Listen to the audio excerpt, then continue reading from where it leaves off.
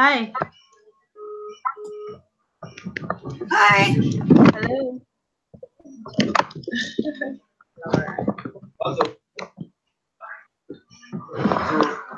We may actually be successful finally and get everybody in here. What?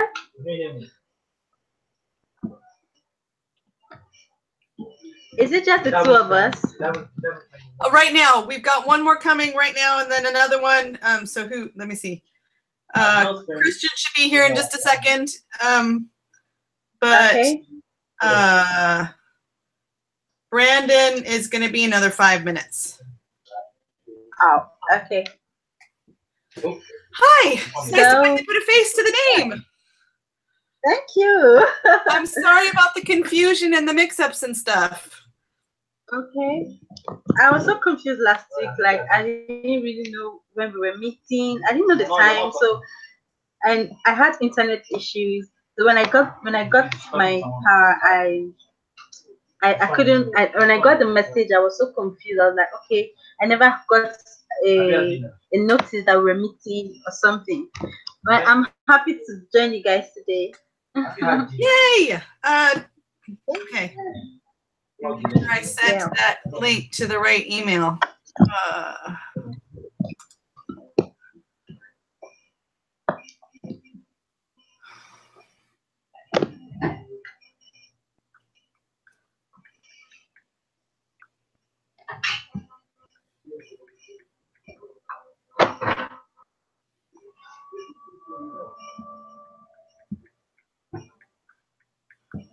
Does anyone do you know if anyone's taking business 361? I did before, but not this semester. That like last semester?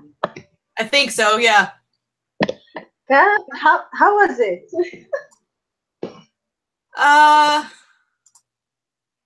Let me go back and what is 361?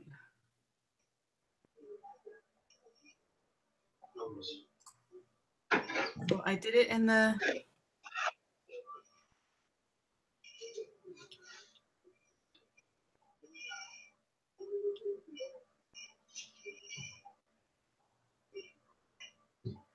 It was a bit of a challenge, but not like ridiculous. Really? I'm really struggling with that class right now. Really struggling with that class. I was thinking if I should drop it. But even if I drop it, I can't still run away from it. I will still do it.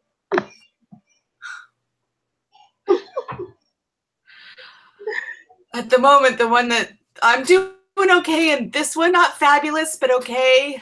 I have another finance class. I think it's B301. That one's kicking my butt. I think I'm taking 3 finance classes this semester. I'm taking accounting. I'm taking accounting was horrible for me. Maybe you've got that kind of a brain. I think some people have an accounting brain and others just don't. Yeah, accounting 201. I'm really struggling with that class, and business 361.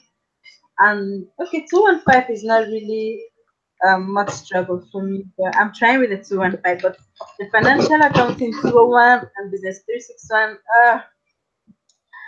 This one is I knew the difficulty would increase as we get into the semester. So it's not necessarily been hard, but it does seem to be extremely time consuming. Although I expect that the difficulty level is going to go up as we. Oh, really? Oh, goodness. This is more application based. I think as long as I can see how, there he is. All right, I got it. Hi, hey, Christian. Hey, thank you. You're welcome. I'm sorry. I tried to find both emails for everybody because the BYU ones come up easier because that's the ones that we started with. But no worries. So have you had a chance to start on it? Look it over and start on it? I have started anyway. I'm not that far. Okay. Do you want to look at mine? I'm finished. Oh, yes. Wow. You're a genius, Kristen. No, I just didn't have anything to do this morning. All right, here, let me, because I'm on my phone, so I'm going to have to do this crappy. Okay.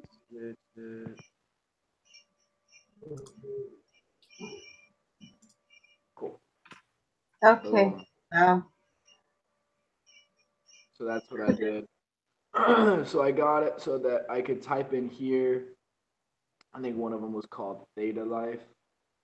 Yeah, state of power. Theta Power. And then all the information comes up for Theta Power. And then, just like it said, shipping is shipping label, so air, rail, truck, optional.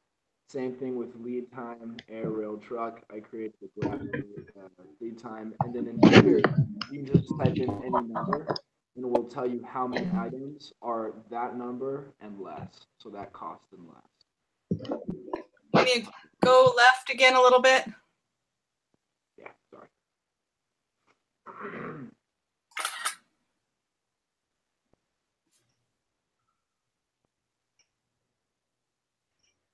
Supplies, current. And then I can show you my calculations on the other page.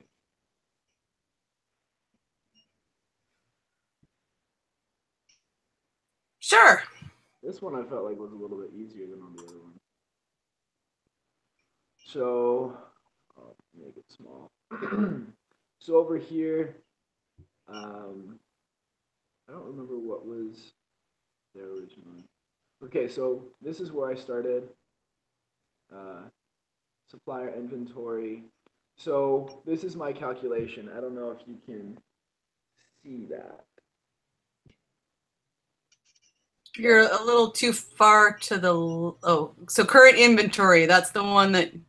Yeah, so supplier inventory, that's that one. So In the video though, it said don't use inventory, use the item numbers. Oh, is that what it said? Uh-huh.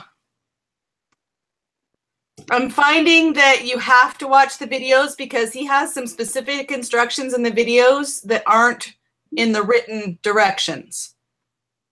Oh, that's really annoying.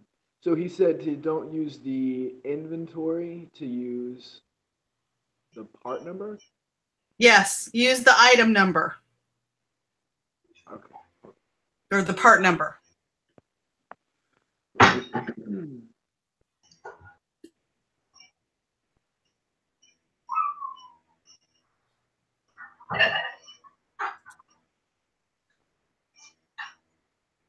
But how would that work? Because it says for the first one, the user should be able to enter one of the supplier names into the cell. Then we want to see how many items are provided by that chosen supplier. So if you use the part number instead of the, I don't even know how you would do that. That doesn't even make any sense. I was thinking you had to do your if-then statement on the company name. That's what I did. So Okay. that way, yeah, because let me see.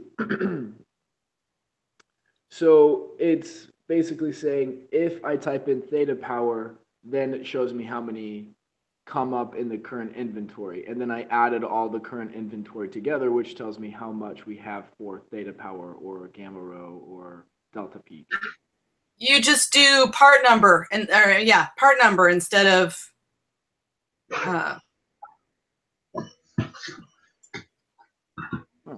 Let's see.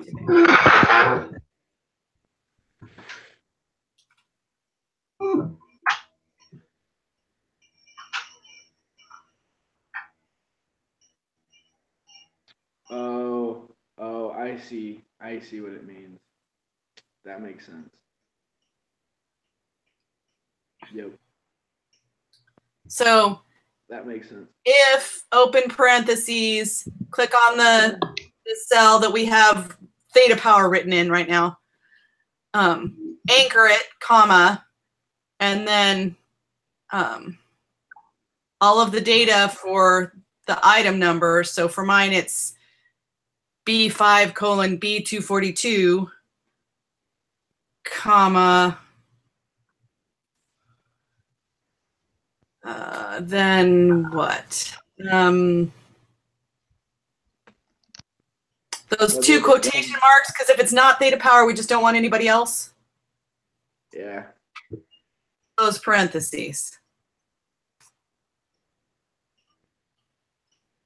And it says value. What did you not like?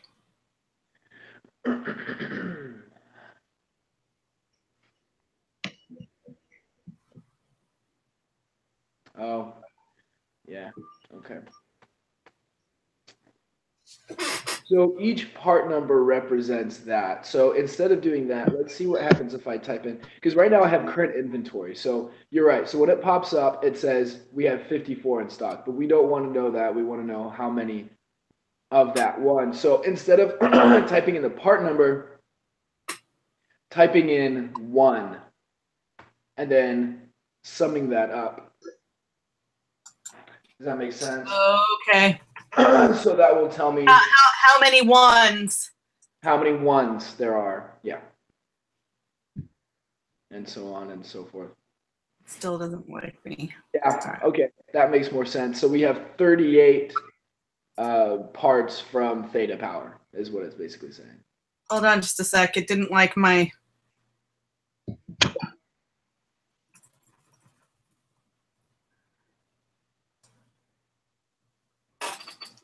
But that's weird because then it says...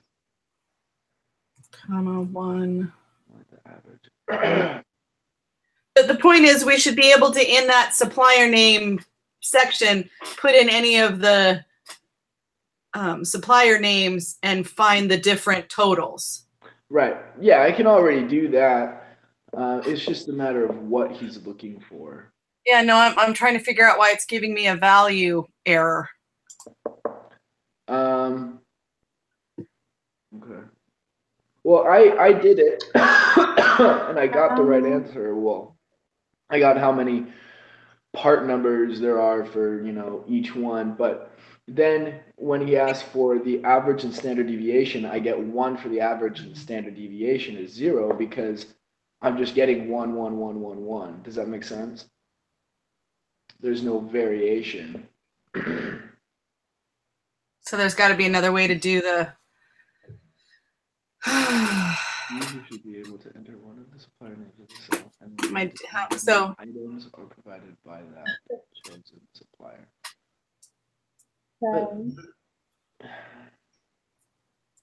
Okay, read me your equation again for the first part. Yeah, so it's hold on. Equals if parentheses D equals summary B4 anchored, then 1. If not, parentheses or quotation. The double quotation marks, close parentheses. Yeah.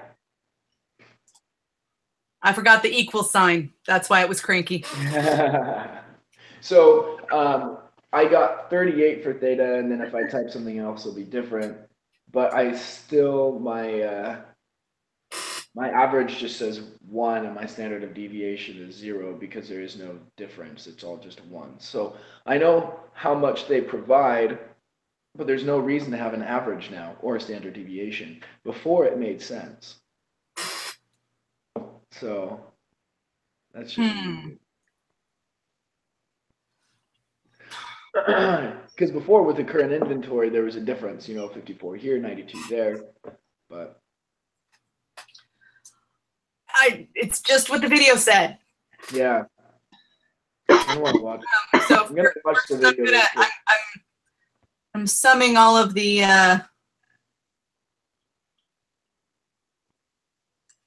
items.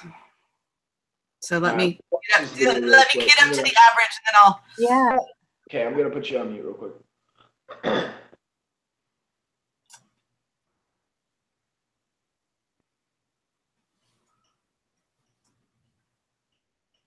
38 items. Average material cost.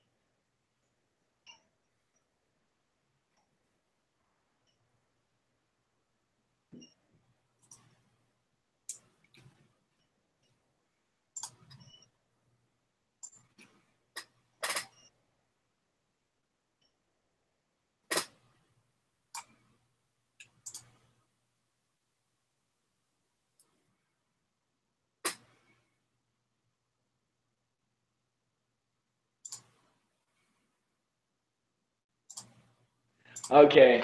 Yeah, just real quick interjection. This is probably the worst class I've ever taken, simply because it's just all over the place, and they did a terrible job explaining. Back to it. After watching the video, you're 100% right. They said use the part number, but the average isn't an average of how many parts there are. It's an average of the material cost. Material cost. Yes, that's what I was just about to say. Yeah. So I think it's trying to make us do several if-then statements is what's happening, rather than being able to go off, because it sounds like when you did it the first time, you were able to just go off the one if-then statement and just build on it. Right. So I'm made as, so I did the first one in K for the item number per supplier, and I'm making a second one in L for material cost. Right. So then we maybe have to do a third one, and I'll call it an M for the standard deviation. Yeah, I mean, you have to do multiple, but, well, is the standard deviation for the material cost? Yeah, I'm guessing it is. That was what I was assuming. I was going to go back and rewatch the video just in case, but and Barkley can't find the link. All right, so if I think it's the same. Yeah, I think I was. Yeah. copy.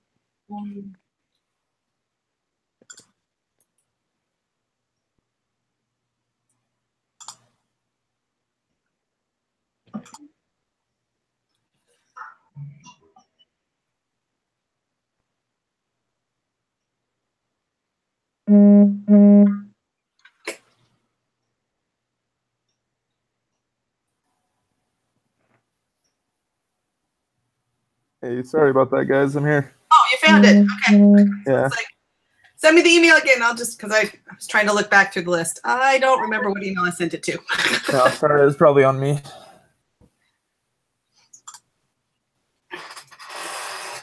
Ugh.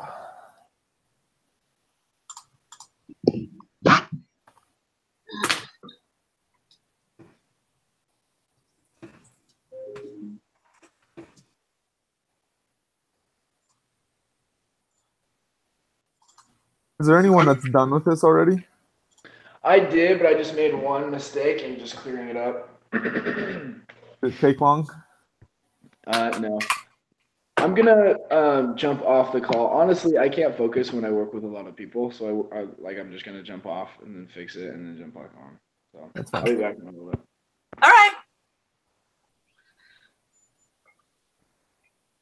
Okay, so in the video, it says when you're doing the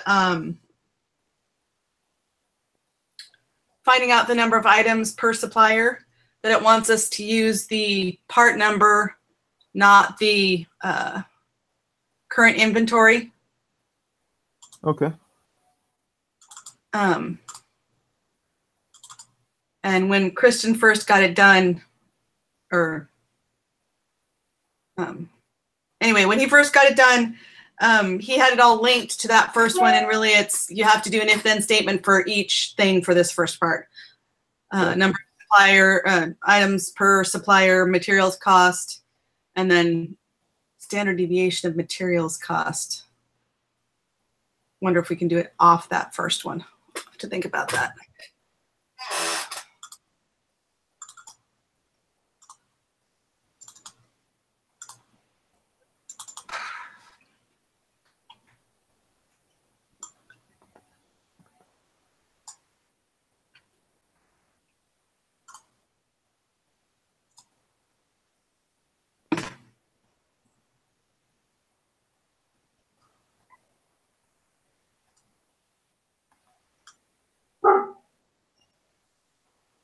Hello, Peppy.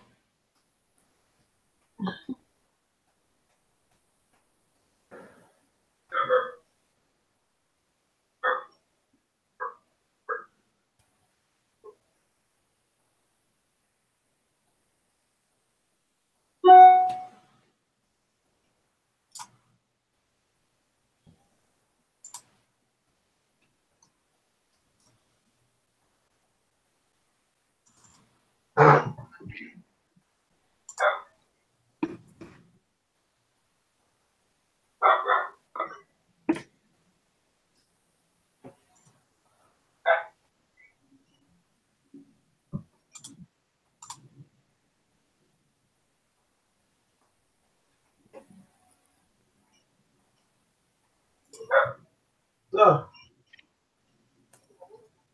Yes. No.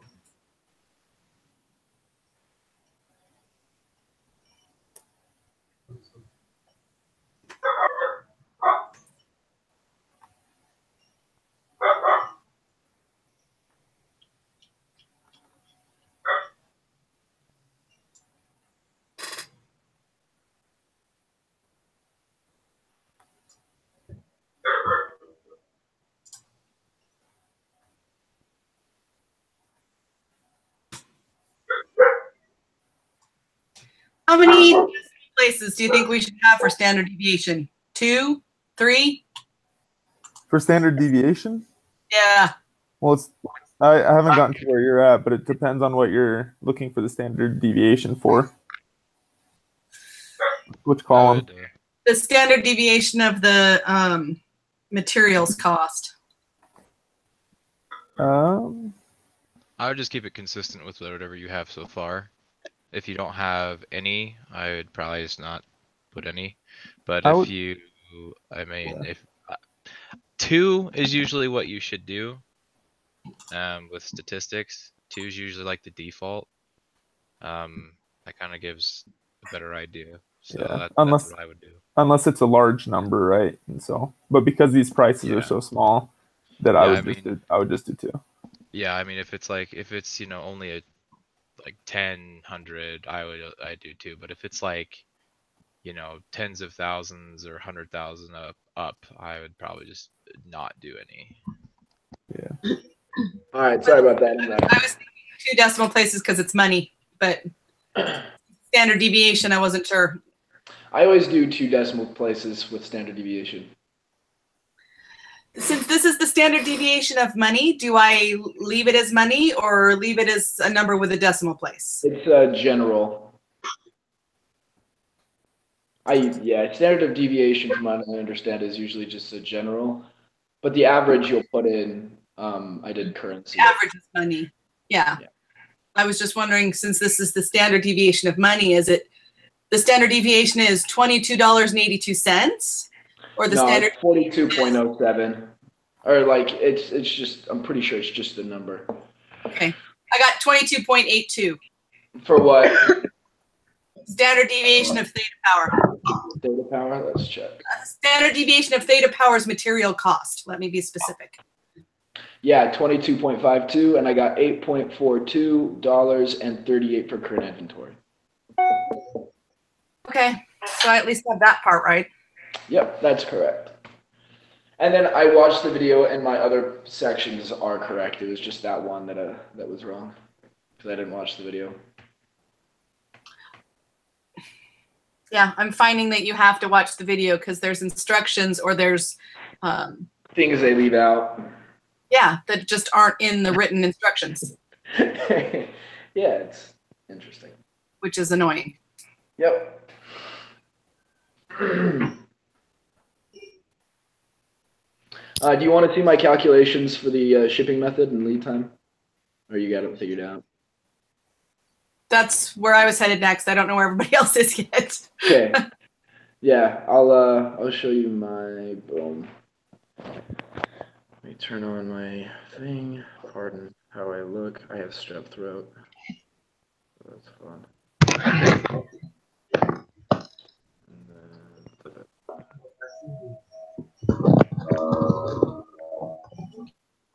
All right.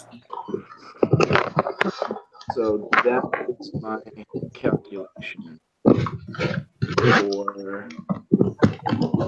that's air, that's rail, that's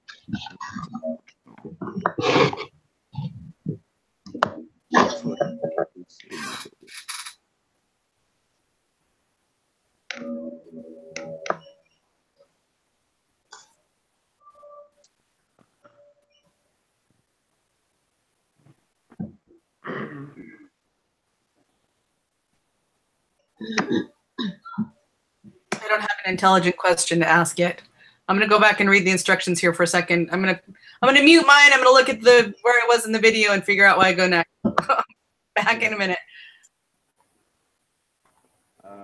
Wait. Nope, I used the inventory.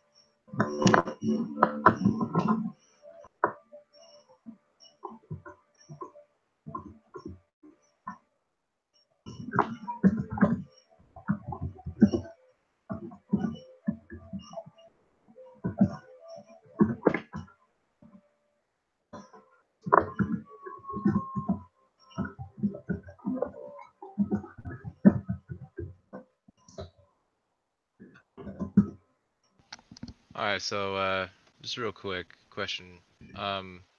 So like what I put so far is with like the supplier, they're supposed to show the supplier how many items they provided, the average total cost of the materials, and then the standard deviations of the material costs, right?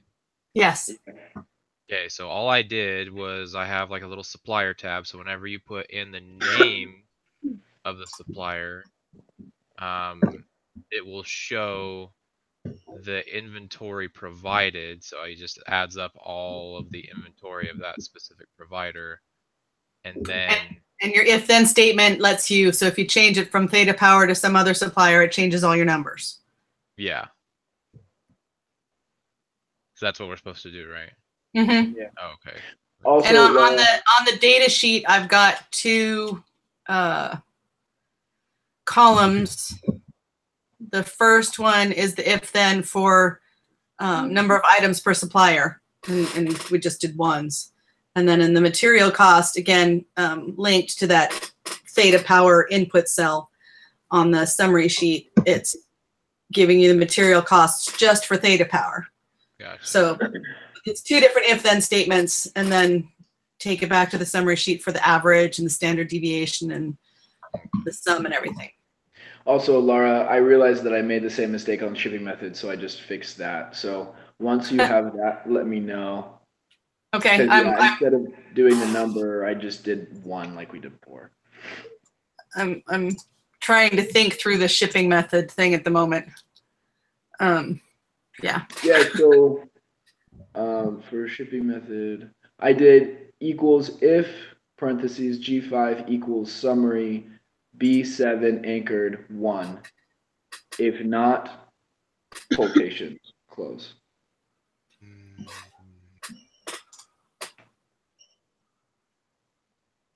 And what did you have in B7? I had air, rail, truck, or optional. So B7, C7, D7, E7. So I could technically change air to rail, so nothing is set in place. Everything is fluid. If I want to change it, I can, and it will change to it. Does that make sense? Sure. So I'll show you. So if I change my B7, yeah. So if I change my B7 right there to, let's say, rail, it should change. I just have to realize I'm doing that with one hand. Yeah.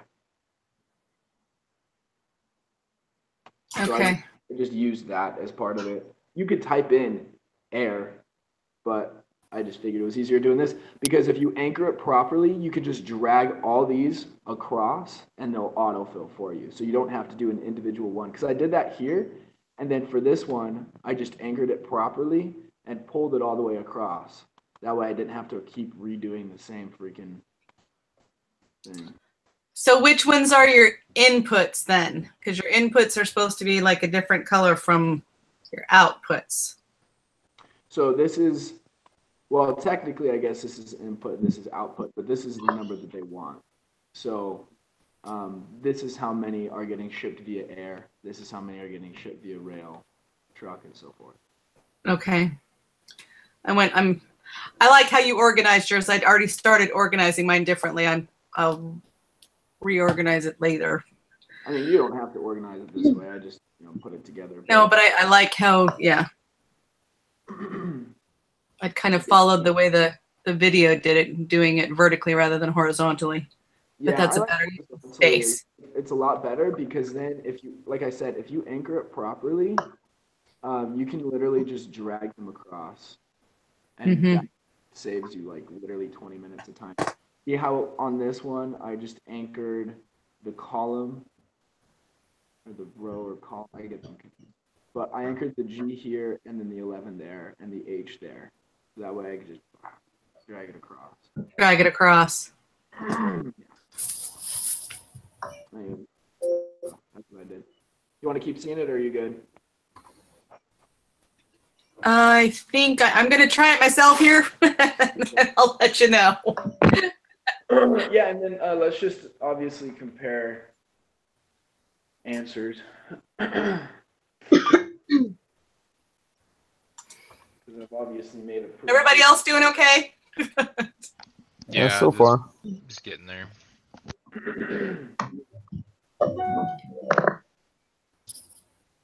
I don't know how you guys can focus on listening to me or people talk and doing it at the same time. Like I literally can't. It's impossible. I have the same problem too. I like have my headphones kind of like off my ears, and then if I hear any like crazy questions, I'll answer. Yeah.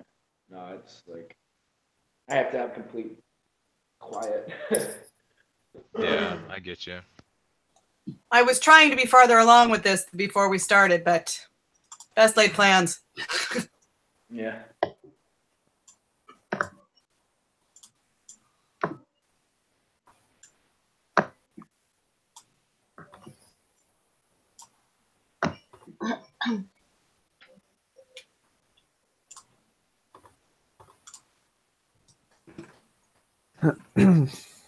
He said air rail truck and optional in the video.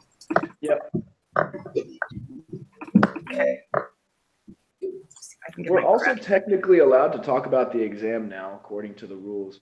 I feel like the exam was really easy compared to the mini projects.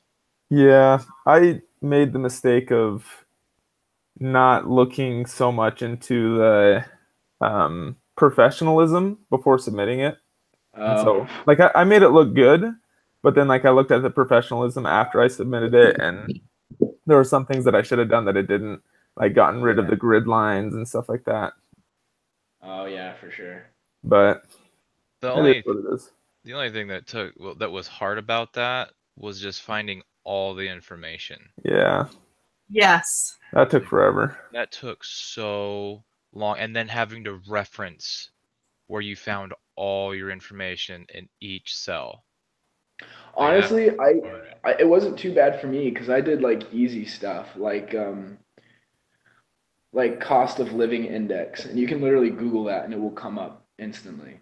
Yeah. So like I did stuff like that too. It was just annoying having to like put a comment on like all the cells, just saying like, oh, I found it at Google, I found it at Google, I found it at Google, I found it at this site, I found it this. It's like super redundant.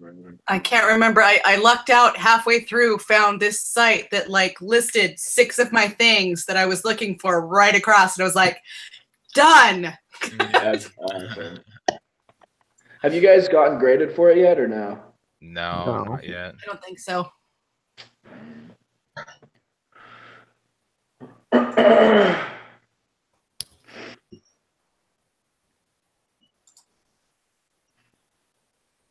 And 1 comma 2 air quotes.